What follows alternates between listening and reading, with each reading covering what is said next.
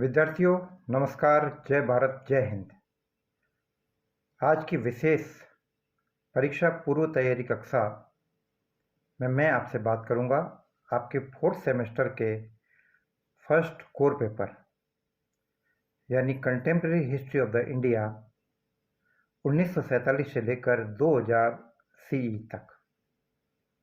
और इस पेपर में कुल 53 वर्षों के इतिहास को कवर करने की कोशिश की जाएगी। तो इस श्रृंखला के अंतर्गत सबसे पहले मैं शुरुआत करता हूं आपकी फर्स्ट यूनिट से। विद्यार्थियों, आपके फोर्थ सेमेस्टर की हिस्ट्री की पीजी परीक्षा में जो सबसे महत्वपूर्ण टॉपिक है और जो सहयोग से आपका पहला टॉपिक भी है, इसके अंतर्गत मैं आपसे इस बात के ऊपर चर्चा करूंगा कि सरदार पटेल ने किस प्रकार से हिंदुस्तान के तमाम कोने में बिखरी हुई बड़ी बड़ी रियासतों और छोटी छोटी रियासतों को किस प्रकार से भारत संघ में विलय होने के लिए तैयार किया और उनका विलय करके आधुनिक भारत की एक रूपरेखा, सशक्त रूपरेखा प्रस्तुत की। विद्यार्थियों, वाकई ये आसान काम नहीं था, बड़ा ही चुनौती भरा कार्य था। जब हम किसी जमींदार से या किसी राजा महाराजा से ये कहे कि वो अपनी रियासत को छोड़ दे और भारत संघ में विलय के लिए तैयार हो जाए, यह आसान काम नहीं था। लेकिन देश के पहले उप प्रधानमंत्री और गृह मंत्री लौह पुरुष सरदार वल्लभ भाई पटेल ने अपनी राजनीतिक सूझबूझ, दूरदर्शिता और एक पूरी रणनीति के तहत कार्य किया। और इस कार्य में उनको सबसे ज़्यादा महत्वपूर्ण सहयोग उनके सचिव मेनन का मिला।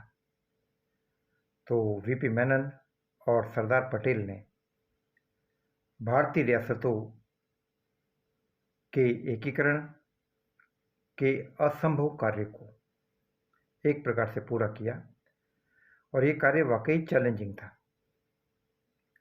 हम ये देख रहे हैं कि चैलेंजिंग इसलिए है क्योंकि जब अंग्रेज यहाँ से गए 1947 में, तो वे देसी रियासतों के सामने यह विकल्प छोड़कर गए थे कि देसी रियासतें यानी रजवाड़े इस बात के लिए पूरी तरीके से स्वतंत्र है कि वे चाहे तो भारतीय संघ में शामिल हो और चाहे तो वे पाकिस्तान में शामिल हो सकते, और अगर दोनों में से किसी में शामिल नहीं हो तो उनको इस बात का अधिकार था कि वे अपनी स्वतंत्रता बनाए रख सकते थे, यानी अपने आप को पूरी तरीके से आज़ाद रख सकते थे। दोनों में से किसी में भी शामिल होने के लिए वे बाध्य नहीं थे। तो इस प्रकार की छूट, इस प्रकार की रियायत जब अंग्रेज उनको देकर गए तो स्वाभाविक था कि उनमें से बहुत सारी रियासतें या कुछ रियासतें ऐसी थी जो न तो भारतीय संघ में शामिल होना चाहती थी, न पाकिस्तान में शामिल होना चाहती थी। इन रियासतों में कश्मीर, हैदराबाद और जूनागढ़ ये काफ़ी प्रमुख नाम थे। इन रियासतों की एक अलग अलग स्थिति थी। हैदराबाद में हम देखते हैं कि हैदराबाद का जो निज़ाम था, हैदराबाद की निज़ाम शाही बहमनी साम्राज्य के 5 टुकड़ों में से एक टुकड़े पर निर्मित हुई थी। तो हैदराबाद का निज़ाम जो काफ़ी शक्तिशाली था, काफ़ी रिच था, वो अपना स्वतंत्र वजूद बनाए रखना चाहता था। हैदराबाद में स्थिति अलग थी। हैदराबाद की बहुसंख्यक प्रजा हिंदू थी और हैदराबाद के नवाब यानी निज़ाम के विशेष कारिंदे जो रजाकार कहलाते थे, उन्होंने हिंदू प्रजा पर अत्याचार करने चालू किए। सरदार पटेल ने पहले समझाइश की, लेकिन जब नहीं माना तो हैदराबाद को शामिल करने के लिए सैन्य कार्रवाई की गई और ऑपरेशन पोलो के नाम से एक अभियान चलाया गया और हैदराबाद को भारतीय संघ में विलय किया गया। ठीक यही बात जूनागढ़ के बारे में थी।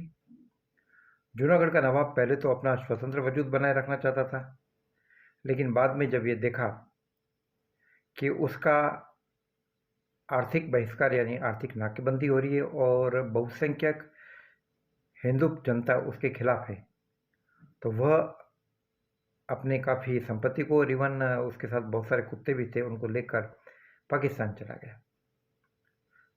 बहुत सारी रियासतें ऐसी थी जो पाकिस्तान अपनी तरफ से कोशिश कर रहा था कि वे भारतीय संघ में शामिल होने के बजाय पाकिस्तान में शामिल हो जाए। इन रियासतों में एक प्रमुख नाम जोधपुर का भी था। जोधपुर को भी कई आकर्षक प्रस्ताव भेजे गए कि भाई अगर जोधपुर पाकिस्तान में शामिल हो जाता है तो जोधपुर को विशेष सुविधाएं मिलेगी, और जोधपुर अगर पाकिस्तान में शामिल होता तो यह भारतीय संघ के लिए एक बहुत बड़ा खतरा था। सरदार पटेल और मेनन ने इस बात को काफ़ी गहराई के साथ समझा और एक प्रकार से महाराजा जोधपुर को समझा बुझाकर उनकी जनता की इच्छाओं से उनको अवगत कराकर उनको भारतीय संघ में विलय होने के लिए तैयार कर लिया। विद्यार्थियों, मैं आपको एक बात बता दूं कि इस समय ज़्यादातर देसी रियासतों में एक स्थानीय स्तर पर गठित एक संस्था काम कर रही थी जो राजा महाराजाओं पर इस बात के लिए दबाव डाल रही थी कि वे रियासत में उत्तरदायी शासन कायम करें, यानी ऐसा रूल जो जनता के प्रति जिम्मेदार हो। तो